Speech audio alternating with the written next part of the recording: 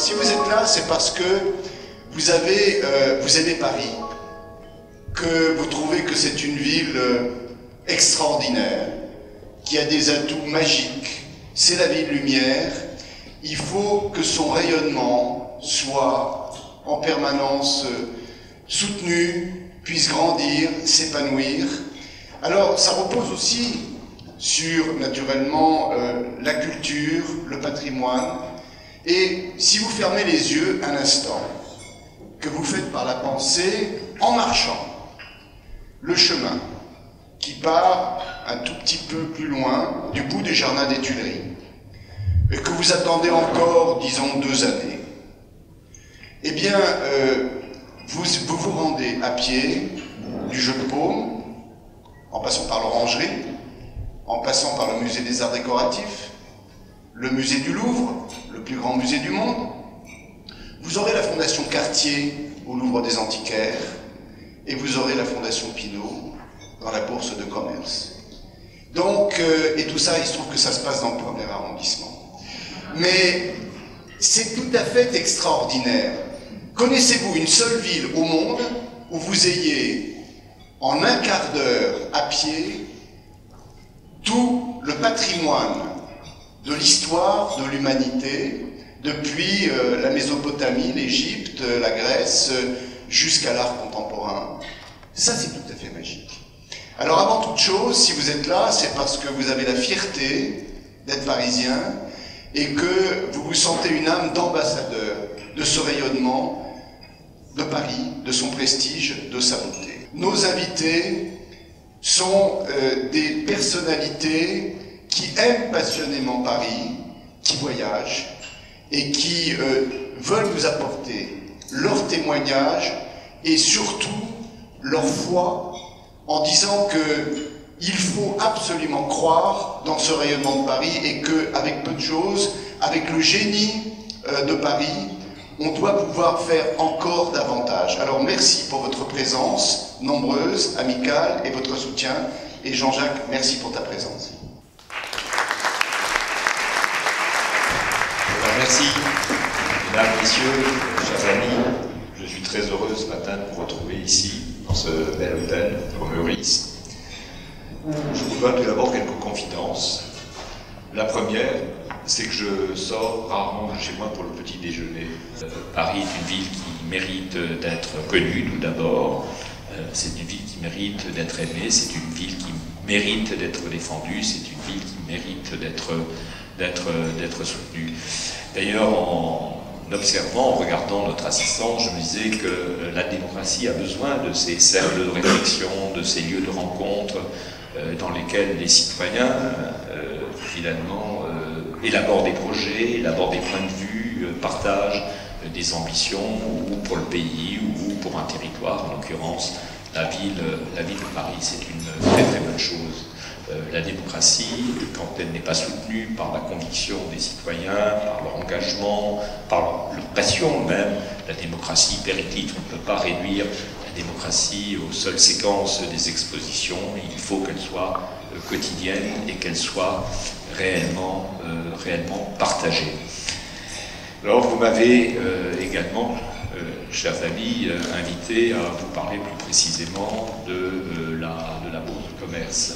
Mais avant de vous parler de la Bourse de commerce, je reviendrai 2 secondes sur la loi du 1er août 2003, loi sur le mécénat et les fondations, dont j'ai proposé, alors que j'étais ministre de la Culture, le vote au Parlement. J'y reviens une seconde, parce que celui qui est en charge finalement de faire vivre cette loi au ministère de la Culture, Robert Faure, est parmi nous aujourd'hui, également parce qu'aujourd'hui un certain nombre de menaces pèsent, ont pesé sur cette loi, certains estimant qu'elle instituait des niches fiscales, entre guillemets. Je dois vous dire, et je l'ai dit hier matin à la Cour des comptes, qui m'a entendu à ce sujet, je l'ai dit à la Commission des affaires culturelles du Sénat, qui m'a également interrogé à ce sujet, je le dirai prochainement à l'Assemblée nationale. Quand on réfléchit à cette loi, quand on pense à cette loi, il faut toujours se souvenir de la philosophie qui l'a animée et quelle est la philosophie qui a animé cette loi? C'est tout simplement l'affirmation que dans une société adulte, responsable, démocratique, je reviens à cet adjectif, l'intérêt général, le souci de l'intérêt général n'appartiennent pas seulement aux collectivités publiques, n'appartiennent pas seulement à l'État et aux collectivités locales, mais que dans une société adulte, chaque individu, chaque citoyen peut prendre une part de responsabilité à l'égard de l'intérêt général, et que les entreprises, qui sont l'une des formes constituées du rassemblement des individus les plus efficaces, les entreprises également peuvent concourir à des causes d'intérêt général par le biais du mécénat. Je ne cesse de rappeler d'ailleurs que la loi du 1er août 2003, contrairement à ce que certains pensent, n'est pas une loi sur le mécénat culturel, c'est une loi sur le mécénat en général, quelles que soient les causes auxquelles s'applique la générosité des particuliers et des entreprises. Le domaine de la philanthropie, le domaine de la santé, le domaine de la recherche, le domaine de l'éducation, le domaine de l'université, le domaine de la solidarité internationale, bref, tout ce par quoi s'exprime la prise en charge par la société de la promotion de l'intérêt général et de la solidarité avec les individus. La loi, certes, institue, et ça a été l'une de ses principales conquêtes, des réductions d'impôts. Quand vous faites un don à une œuvre d'intérêt général, et je vous encourage d'ailleurs à pratiquer cette générosité, vous bénéficiez d'une réduction de 66% sur l'impôt sur le revenu que vous êtes tenu de payer à l'État, en contribuant ainsi d'ailleurs à la solidarité nationale. Si vous êtes une entreprise, si vous faites un don, vous bénéficiez d'une réduction d'impôt de 60%. Mais il ne faut jamais oublier deux choses. Alors, pour répondre à ceux qui disent voilà une niche fiscale, puisque les gens pratiquent la générosité pour bénéficier d'une réduction d'impôt, il faut me rappeler trois choses. D'abord, moi je n'ai jamais rencontré personne qui était généreux pour bénéficier d'une réduction d'impôt. La réduction d'impôt, elle est bienvenue par ailleurs, mais c'est avant tout la générosité qui est le moteur, l'intérêt pour une cause qui est le moteur de la générosité. Deuxièmement, que même s'il y a réduction d'impôt, il reste toujours une part de libéralité. Quand vous donnez 100, vous bénéficiez certes d'une réduction d'impôt si vous êtes un particulier de 66, mais 33 € restent à votre charge et contribuent et constituent en quelque sorte un impôt volontaire. C'est-à-dire globalement, vous payez plus que si vous ne payez que l'impôt que vous devez. Si vous ne payez que l'impôt, c'est 66, vous payez 100, donc il y a une contribution supplémentaire. Et cette idée d'un impôt volontaire, c'est une idée c'est une idée qui manifeste de la confiance à l'égard de la société.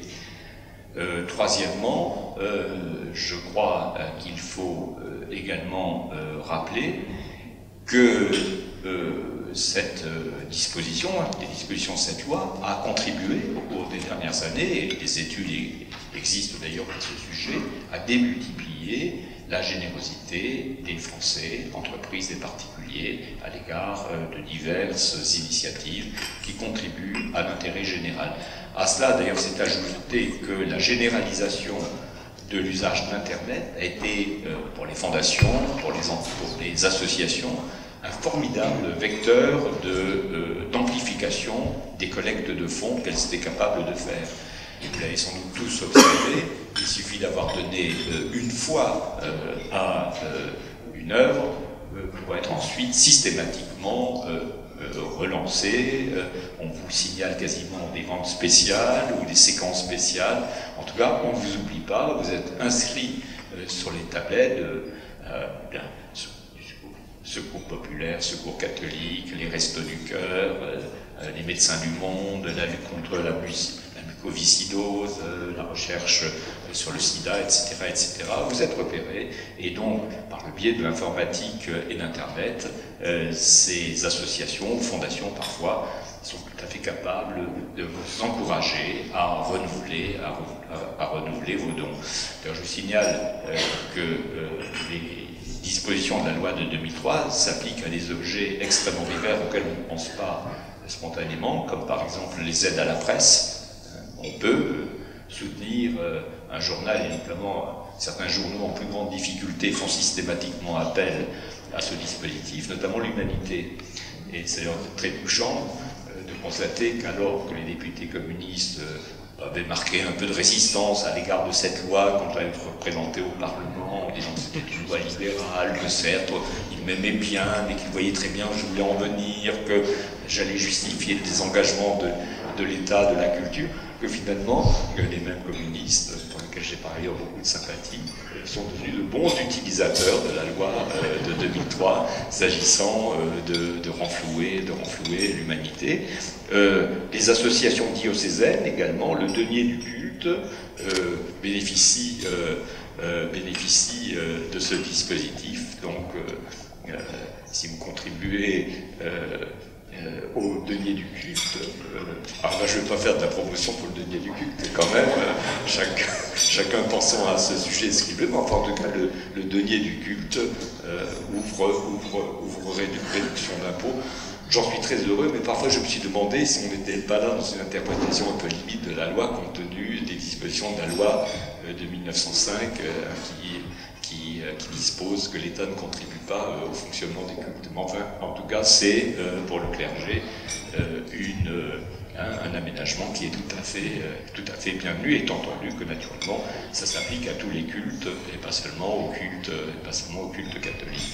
Donc voilà, simplement, je voulais faire cette petite parenthèse à cause de l'actualité qui se présente, mais qui me ramène d'ailleurs au sujet pour lequel on m'a plus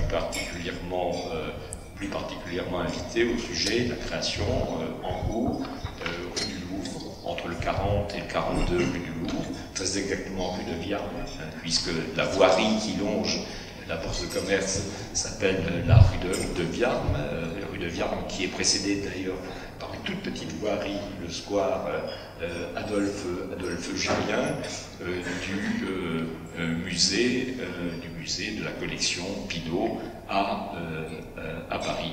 Alors quel est le rapport entre ce que je viens de vous dire du mécénat et de la création de ce musée? Tout simplement le débat qu'il y a eu ces derniers temps, certains estimant que l'usage qu'un certain nombre d'entreprises faisaient de la loi de 2003, en visant d'ailleurs Bernard Arnault et la société Louis Vuitton. Bon, Jean-François, tu fais bien de me rappeler à l'ordre, parce que je suis une sorte de Fidel Castro, on remonte le Pantin, et alors le Pantin s'agite. Voilà. Merci.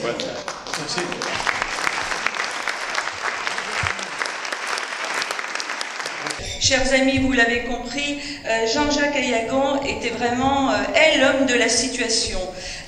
D'abord, non pas parce que tu as souvent déménagé et que tu connais Paris par cœur, parce que bon, ça, encore que, ça sert à quelque chose, comme tu l'as dit, mais surtout compte tenu de ce parcours fantastique auprès de grands hommes, Jacques Chirac, tu l'as cité, ce parcours à la ville de Paris, ce parcours à Versailles, évidemment, tes fonctions donc au ministère de la Culture dont nous venons de reparler à l'instant, et puis surtout cette place amicale mais forte que tu occupes auprès du grand collectionneur qu'est François Pinault, grand collectionneur que la France a la chance d'avoir et grand collectionneur que Paris a la chance d'avoir avec ce merveilleux projet de la Bourse du Commerce. Je note d'ailleurs que tu as parlé sur ce futur musée de pédagogie. Je crois qu'il faudra qu'on en reparle parce que c'est évident que pour les Parisiens, pour les jeunes Parisiens, il y a sûrement, et vous y avez sûrement déjà beaucoup pensé, un certain nombre d'actions à mettre en œuvre ensemble. Alors tu as dit, et pour moi ça sera la bonne conclusion, pour faire une conclusion rapide, Paris mérite d'être aimé, Paris mérite d'être soutenu. Mais je crois que Jean-François Le Garel, président de l'Institut, Alain Caradoc, Olivier Tillière, tous ceux qui nous accompagnent, eh bien c'est ça le but de notre institut, l'Institut du rayonnement international de Paris. Le but, c'est en effet de créer ce réseau d'amis, d'amis pour Paris, qui réfléchit, qui va construire le Paris de demain pour faire que eh bien, les choses se passent encore mieux et que l'avenir soit radieux pour Paris. Voilà, en tout cas, on était très contents de vous avoir tous nombreux aujourd'hui autour de Jean-Jacques Ayagon. Et puis, Jean-François l'a dit, le prochain rendez-vous, c'est le 11 décembre et on vous espère nombreux. Merci à toutes et à tous.